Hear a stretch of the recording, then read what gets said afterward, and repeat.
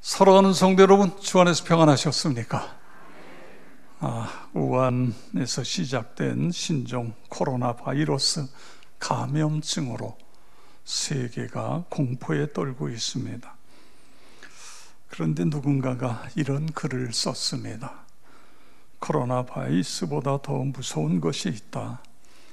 진보와 보수로 나누어 싸우는 것이다. 그런 글입니다. 초갈등 사회의 문제를 어떻게 해결해야 할 것인가?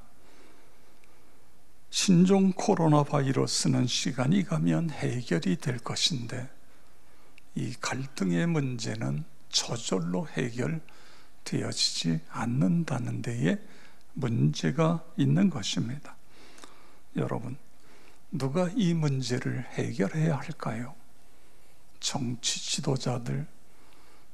지도자들은 정권을 잡기 위해 계속해서 분열을 더 획책하고 있습니다. 결국은 나와 여러분이 이 문제를 해결해야 됩니다. 교회가 나서야 됩니다. 예수님이 해답이신 것입니다. 사람의 생각을 내가 내 마음대로 바꿀 수 없습니다. 진보적인 생각을 가질 수 있는 사람이 있고 보수적인 생각을 가질 수 있는 사람이 있습니다. 그 생각들을 서로 공유하고 서로 껴안고 그리고 그 생각 속에서 좋은 것들을 취사 선택하면서 하나가 되는 일에 힘을 모아야 됩니다. 그래야 이 나라가 지금보다 훨씬 살기 좋은 세상이 될 수 있는 것입니다. 목회데이터 연구소가 최근 펴낸 통계로 보는 한국 사회, 한국 교회, 그것에 보면 오늘 한국의 현재 갈등 지수가 경제협력개발기구 OECD 37개국 중에 32번째라는 거예요. 이렇게 갈등이 심하다는 것입니다. 이 갈등 비용이 246조 원이 된다 그거예요. 1년에 246조. 이것을 1인당 계산하면 1인당 900만 원의 손실 비용이 들어가고 있다는 것입니다. 이것이 우리나라의 GDP의 1.5%. 갈등의 문제만 해결되면 그냥 1.5%가 늘어난다는 거예요. 여러분, 작년에 국가가 빚을 내고 세금을 거두고 그러면서 억지로 일자리를 만든다고 난리를 폈는데도 가까실로 2%예요. GDP가 2%입니다. 그런데 이 갈등의 문제만 해결되면 1.5%가 올라간다는 것입니다. 이게 얼마나 놀라운 거예요. 그대로 방치해서는 안 됩니다. 어떻게 해서든 나라가 하나가 되는 일에 이거를 교회가 해야 돼요. 우리가 해야 됩니다. 우리가 하나님 앞에 기도해야 됩니다. 그래서 이 코로나 바이러스 퇴치 동시에 하나님, 이 나라의 이 갈등의 문제 우리가 껴안고 하나님 앞에 기도하겠습니다. 이 문제가 해결이 될 수 있게 주시옵소서. 기도해 주시기 바랍니다. 주님은 나에게 어떤 분이신가? 그분이 나의 삶에 어떤 영향을 미쳤는가? 저는 제 제자반 훈련시킬 때에 이 질문을 반드시 했습니다. 그랬더니 여러 가지 답이 나왔어요.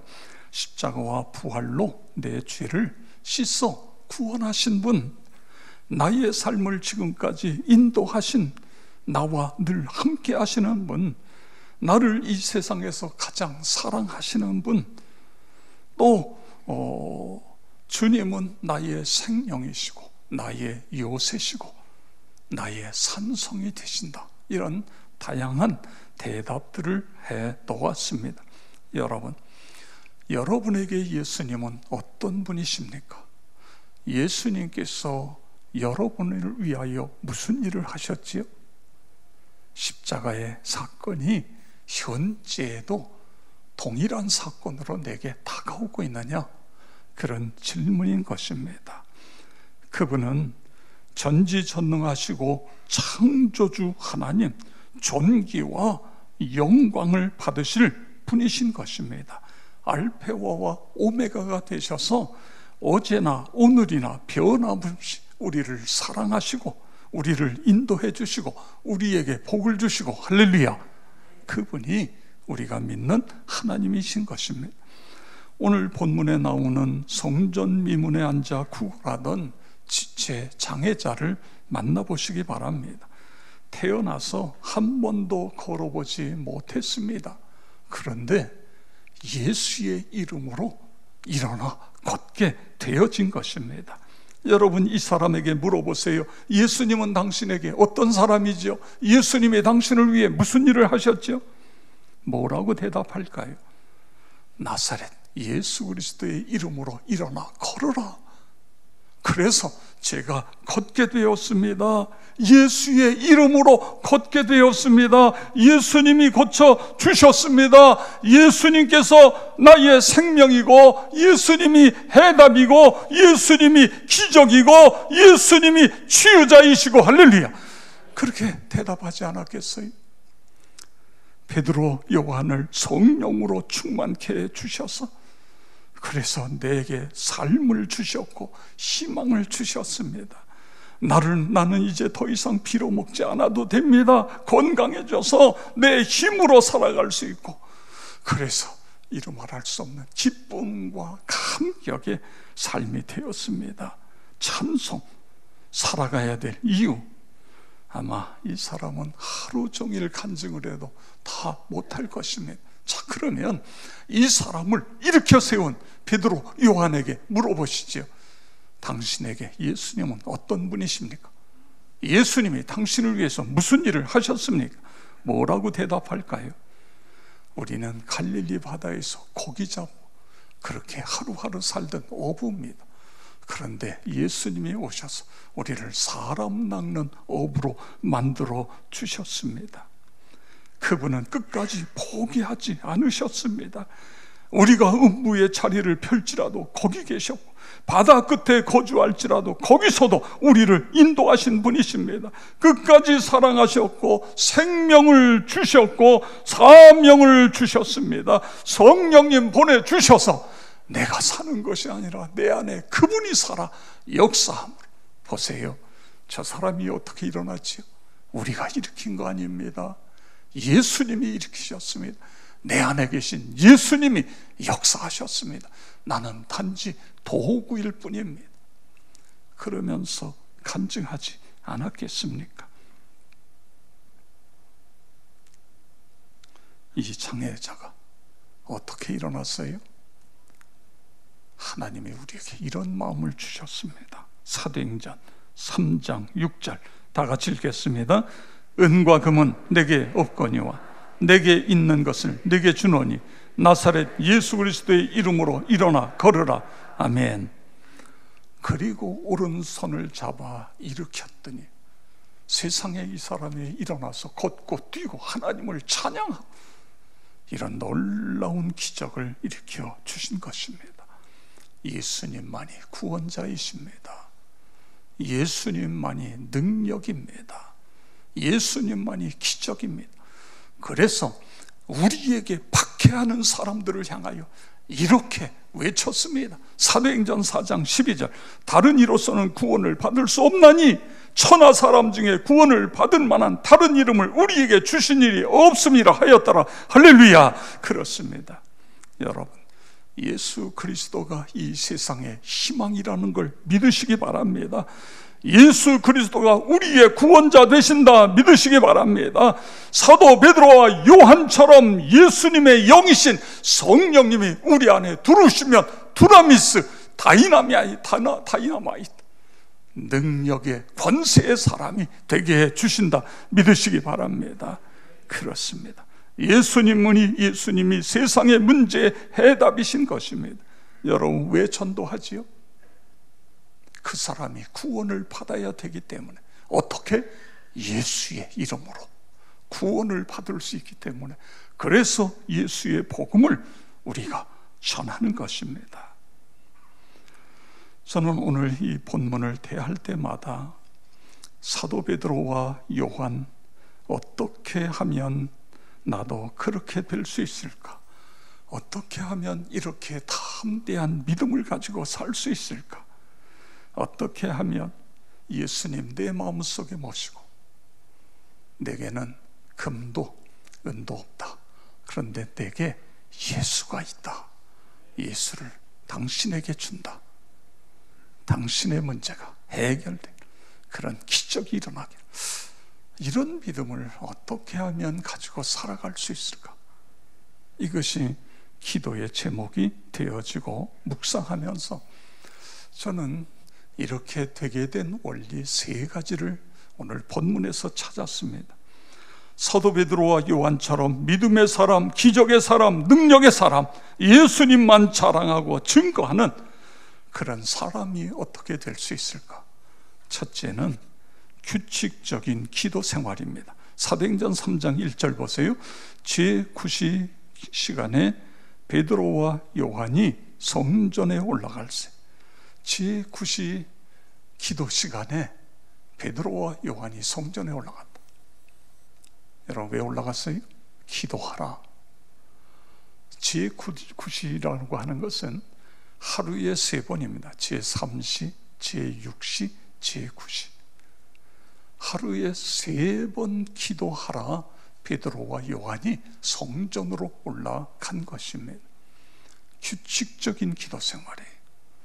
예수님께서 기도를 가르쳐 주셨고, 예수님께서 친히 기도하는 걸 보여주셨고, 그리고 기도하라고 명령하셨고, 그래서 제자들은 예수님의 명령에 순종해서 규칙적인 기도 생활을 계속 이어가고 있는 것입니다. 예수님의 이름이 능력이기 때문에, 예수님이 해답이기 때문에 그분에게 가서 엎드리는 거예요. 마가복음 9장 29절 함께 읽겠습니다. 이르시되 기도 외에 다른 것으로는 이런 종류가 나갈 수 없느니라 하시니라. 아멘. 기도 외에 다른 것으로는 이런 종류가 뭐지요? 갖가지 질병, 그리고 악한 마귀를 물리치는 것, 질병을 치료하고 악한 마귀를 물리치는 것, 기도 외에는 이런 일이 일어날 수가 없다, 그런 말씀인 것입니다. 그렇습니다. 성령의 능력을 공급받게 하셔서 우리가 사랑할 수 있는 힘, 전도할 수 있는 힘, 어떤 상황에서도 포기하지 않는 힘, 이것은 규칙적인 기도 생활 하는 사람에게 주어지는 놀라운 축복인 것입니다. 나와 여러분 모두가 그렇게 되기를 축복합니다. 예수님께서 요한복음 14장 14절에서 내 이름으로 무엇이든지 내게 구하면 내가 시행하리라. 내 이름으로 기도하면 내가 듣고 그 기도를 이루어 주시겠다, 그런 약속의 말씀인 것입니다. 앤드류 모레이가 이런 말을 했어요. 너희의 기도 속에서 무엇보다도 하나님을 제한하지 않도록 조심하라. 이게 무슨 이야기죠? 여러분, 내 생각으로 하나님을 제한하지 말라는 거예요. 전능하신 하나님을 믿고 그 믿음을 갖고 기도하라는 것입니다. 그렇습니다. 기도하면 지금도 살아계신 전지전능하신 하나님, 그분이 이루어 주시는 것입니다. 그분 안에는 능히 이루지 못할 일이 없는 것입니다. 모든 것이 예수 안에서 가능한 것입니다. 예수의 이름으로 기도하면 그분이 역사하십니다. 저는 고등학교 2학년 때 예수님을 인격적으로 만난 이후에 저에게 있어서 새벽 기도는 놀라운 은혜였고 축복이었습니다. 어떻게 보면 오늘 내가 있는 것은 새벽 기도입니다. 새벽 시간에 그분이 새 힘을 주시고 새 지혜를 주시고 새로운 아이디어를 주셨습니다. 영적으로 육적으로 지쳐 있을 때에 새벽에 그분이 샘솟듯이 솟아나는 은혜를, 능력을 주셨습니다. 살아가면서 속상하고 화가 날 때에도 새벽에 주님 만나면 주님께서 눈 녹듯이 다 사라지도록 그렇게 만들어 주신 것입니다. 기도 외에는 이런 종류가 나갈 수 없느니라 믿으시기 바랍니다.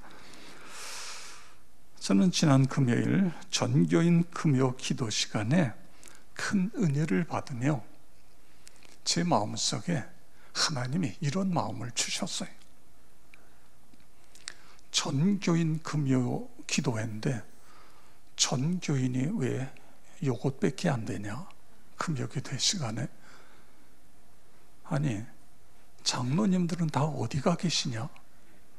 권사님들은, 안수집사님들은 한 달에 한 번인데 우리가 매일 기도의 자리에 나오라는 게 아니라 한 달에 한 번, 그것도 우리나라에서 가장 뛰어난, 가장 위대한 강사님을 모셔놓고 본인들 은혜 받으라고 자리를 만들어 놨는데 도대체 어디 간 거냐?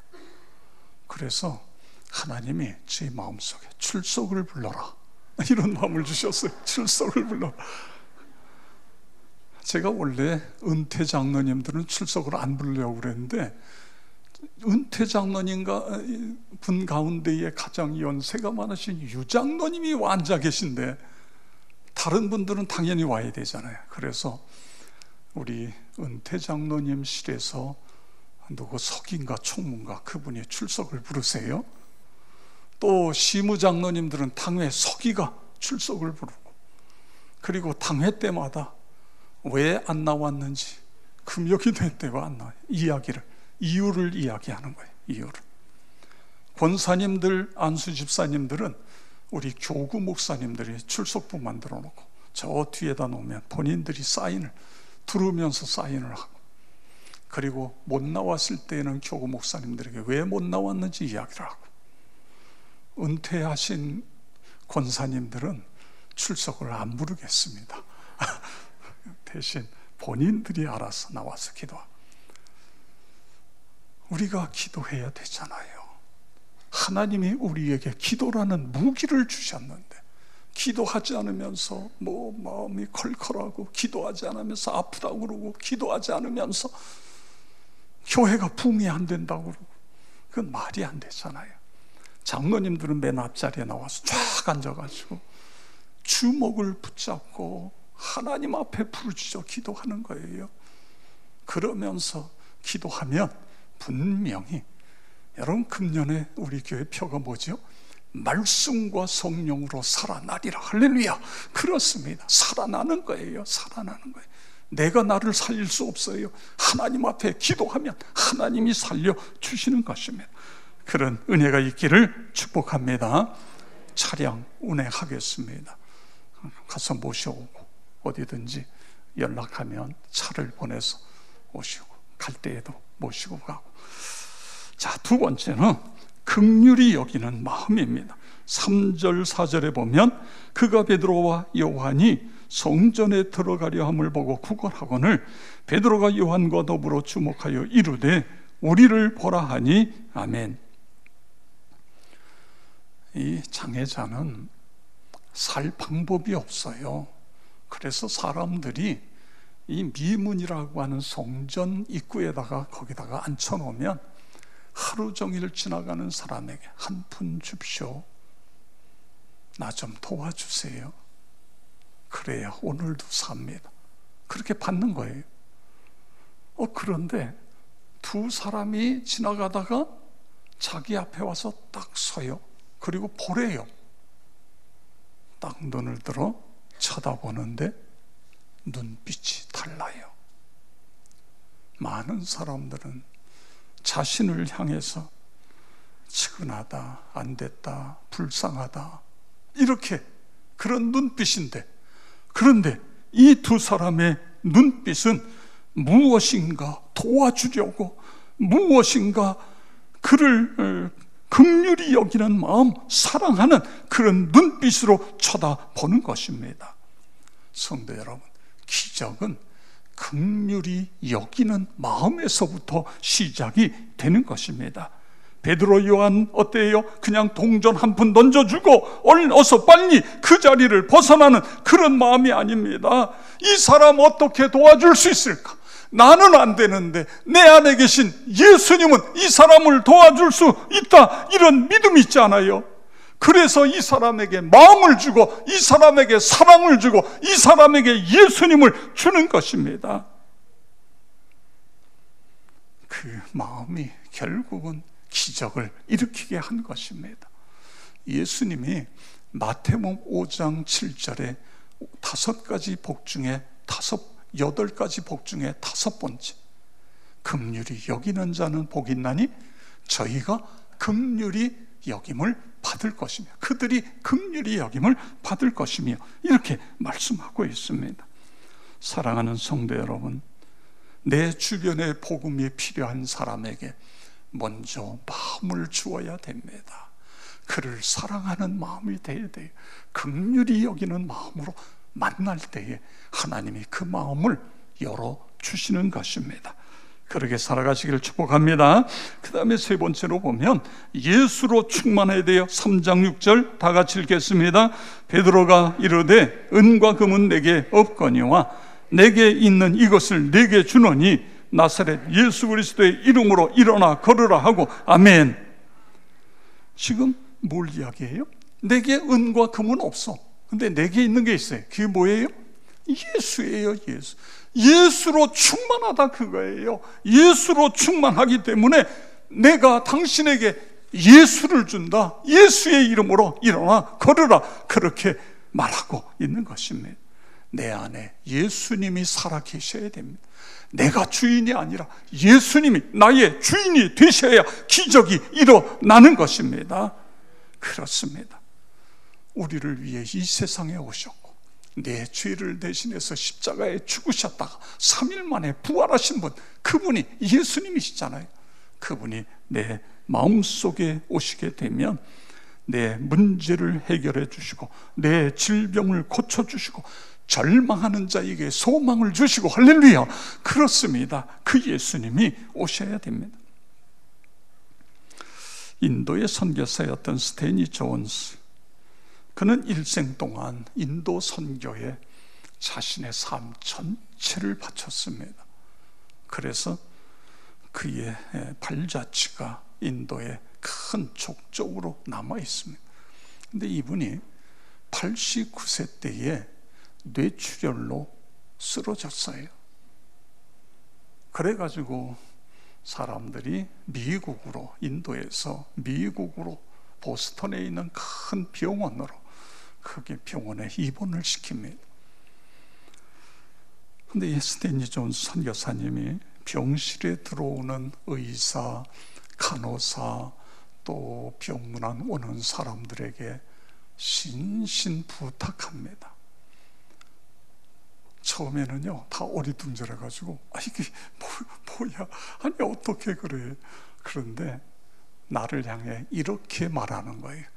나사렛 예수 그리스도의 이름으로 명하노니 스탠리 일어나 걸어라, 이렇게 이야기하라는 것입니다. 의사가 진료하러 왔는데 의사한테 붙잡고 할 때까지 계속해서 그렇게 이야기해 주십시오. 그래서 의사가 쭈밋쭈밋하다가 나사렛 예수 그리스도의 이름으로 스탠리 일어나 걸어라, 간호사도 와서 나사렛 예수 그리스도의 이름으로 스탠리 일어나 걸어라. 가족들도 병문안 온 사람들도 계속 그럽니다. 그때마다 스탠리는 아멘, 아멘, 하나님 나 다시 일어나 걸어서 저 인도로 가게 해 주십시오. 아멘, 아멘, 믿습니다. 아멘. 어떤 일이 일어났을까요? 90세에 다시 회복하여 인도로 갔습니다. 우리 2부 찬양대, 여긴 3부 찬양대인데 2부 찬양대에 90이 되신 권사님이 찬양을 하고 계세요. 이분이 한 번은 허리가 이게 여기에 허리에 골절이 돼가지고 한 달 이상을 가만히 누워 계셨어요. 그런데 하나님이 고쳐주셔서 지금도 찬양을 하고 계세요. 90세. 여러분 90세가 넘어서 이제 나는 아무것도 할 수 없다, 그런 분들은 제가 봐드릴게요. 그 이전에는 우리가 주의 사역을 해야 됩니다. 여러분 녹슬어 가지고 하나님 앞에 그냥 갈 거예요? 하나님 앞에 힘 주실 때에 기도의 자리에 나와서 기도하고 봉사의 자리에 나와서 봉사하다가 하나님 부르시면 하나님 나왔어요, 그래야 되지 않겠습니까? 그렇습니다. 오늘 말씀에 예수의 이름이 내게 있어야 됩니다. 예수님이 내 안에 살아있어야 돼. 그러기 위해서 우리는 세 가지입니다. 세 가지. 하나님, 예수로 충만케 되게 해주세요. 긍휼히 여기는 마음, 기도하는 신앙, 규칙적인 기도하는 신앙. 그러면 하나님께서 분명히 여러분과 함께 하시고 여러분과 여러분의 자손에게 놀라운 은혜와 복을 내려 주실 것을 믿으시기 바랍니다. 그렇게 되기를 주의 이름으로 축원합니다.